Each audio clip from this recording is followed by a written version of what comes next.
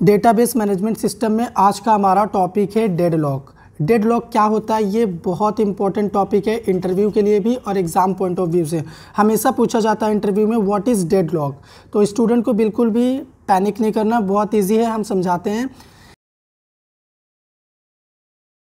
In DBMS, deadlock is a situation in which set of transactions are permanently blocked because they are requesting some lock and those lock are already allocated by some other transaction। मान लो बहुत सारे transactions है, ठीक है, और ये किसी particular ये ब्लॉक है। क्यों? क्योंकि ये किसी पर्टिकुलर लॉक के लिए रिक्वेस्ट कर रहे हैं जो कि किसी और ने ऑलरेडी होल्ड कर रखा है, ठीक है। इसी को कहते हैं deadlock.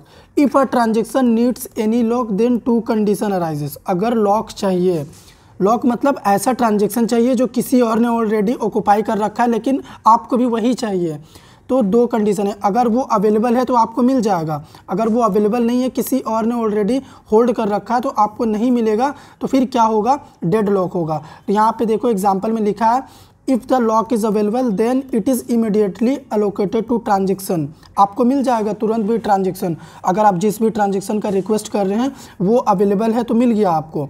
But if it is not available then the transaction has to wait for lock. फिर आपको क्या करना होगा? लॉक के लिए वेट करना होगा, ठीक है। That means it enter into a wait state like that way so many transaction may be in wait state. This situation is called deadlock. इसका मतलब क्या हुआ, यहाँ पे फिगर में समझाते हैं, ठीक है। मान लो ये एक लॉक है, ठीक है, T1 T2 ये बहुत सारे मान लो ट्रांजेक्शन है। T1 ने लॉक होल्ड कर रखा है, अब इसको भी चाहिए यही लॉक, तो इसको वेट करना होगा क्योंकि T1 ऑलरेडी इसको होल्ड कर रखा है। जैसे ही T1 इसको रिलीज़ करेगा T2 को मिल जाएगा। तो जो ये वेट कर रहा था उसी को कहते हैं डेडलॉक, ठीक है। तो इसका एक फिगर हम आपको डिटेल में समझाते हैं जहाँ पे डेडलॉक को आर्किटेक्चर के थ्रू बताए हैं हम। तो चलो उस फिगर को देखते हैं, अच्छे से समझोगे। अब हम समझते हैं डेडलॉक सिचुएशन कब अराइज होता है और कैसे अराइज होता है। यहाँ पे T1 एक ट्रांजेक्शन है, T2 एक ट्रांजेक्शन है। तो T1 ट्रांजेक्शन टीचर नाम के डेटाबेस को होल्ड कर रखा है, ठीक है। इसने यहाँ से ये क्या कर रहा है? इसको एक्सेस कर रहा है। तो T1 के लिए टीचर लॉक है, ठीक है, ये लॉक कर रखा है इसने क्योंकि ये रिसोर्स ये एक्सेस कर रहा। T2 क्या कर रहा? डिपार्टमेंट नाम के डेटाबेस को होल्ड कर रखा है, यानी डिपार्टमेंट नाम का डेटाबेस T2 के लिए क्या है? लॉक है अभी, ओके। तो अभी क्या होगा कि मान लो T1 यहाँ से अपना रिसोर्स एक्सेस कर सकता है, सेम टाइम में क्या कर रहा है? ये इधर भी रिक्वेस्ट कर दिया, ठीक है। तो अभी इसको क्या करना होगा? T1 को वेट करना होगा डिपार्टमेंट के रिसोर्स को एक्सेस करने के लिए। क्यों? क्योंकि T2 का रिसोर्स है और T2 इसको होल्ड करके रखा हुआ है।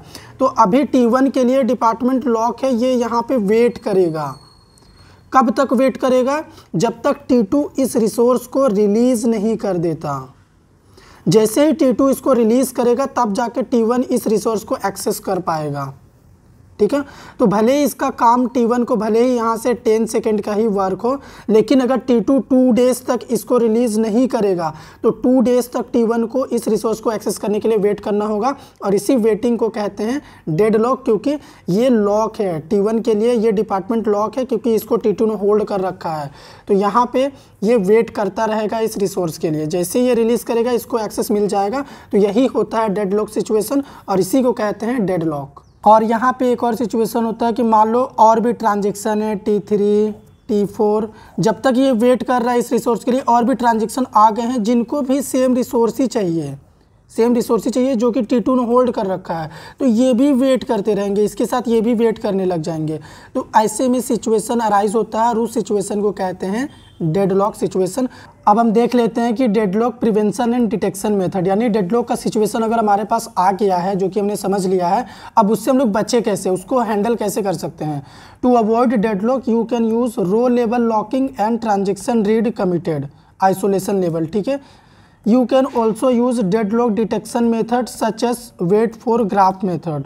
तो इसका मतलब क्या होता है कि वेट फॉर ग्राफ मेथड हमें एक ग्राफ ड्रॉ करके देता है ट्रांजेक्शन्स का कि कितने ट्रांजेक्शन्स हैं, ठीक है, एंड देयर लॉक्स, और उनके कितने लॉक्स हैं, ठीक है। और अगर ग्राफ में कहीं पे भी साइकिल हमें मिल गया, इसका मतलब डेडलॉक अकर हो चुका है। और अगर ग्राफ में साइकिल नहीं मिल रहा है, ग्राफ साइकिल कंटेन नहीं कर रहा है, इसका मतलब ट्रांजेक्शन हमारा रिसोर्स एक्सेस कर सकता है जो भी वो रिक्वेस्ट कर रहा है। ठीक है, तो पहले ही हम लोग क्या कर सकते हैं, डेडलॉक से बचने के लिए वेट फॉर ग्राफ मेथड के थ्रू ग्राफ डिज़ाइन कर सकते हैं, जिससे हमें ग्राफ में ही पता चल जाएगा कि ट्रांजेक्शन्स के पास कितने लोग हैं, कौन से ट्रांजेक्शन कौन से लोग को होल्ड करके रखे हुए हैं।